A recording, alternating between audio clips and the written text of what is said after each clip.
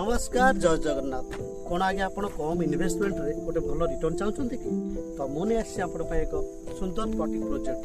जोटा कि आप गोटे प्लॉट किଣିकी निजर सुंदर स्वप्नर घर बनी पारे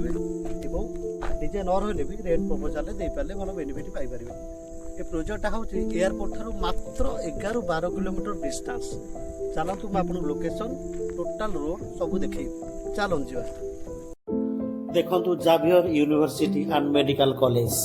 यार पछपटे प्रोजेक्ट यू ठीक 1 किलोमीटर यार बैक साइड रे आपनकर अछि आदित्य बिरला पब्लिक स्कूल चलतु देखिबा देखंतु the Aditya Birla public school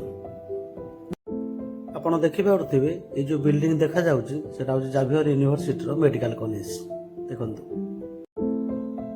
project को जिया पई आपण एई रोड देखि एंट्री करिवे देखंतु बहुत सारा सुंदर सुंदर घर ऑलरेडी कंप्लीट सरी गलानी चलतु ए जीवा प्रोजेक्ट भीतर प्रोजेक्ट टी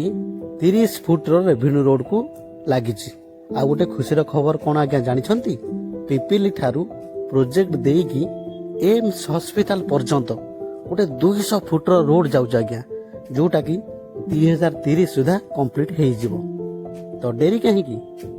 दि जा नंबर रे जोगाजोग करंतु एवं जदि इंटरेस्ट अछंती आसी प्रोजेक्ट विजिट करंतु जहाँ भी मार्केटिंग प्राइस अच्छी नेगोशिएबल सुविधा भी हो पारिबो।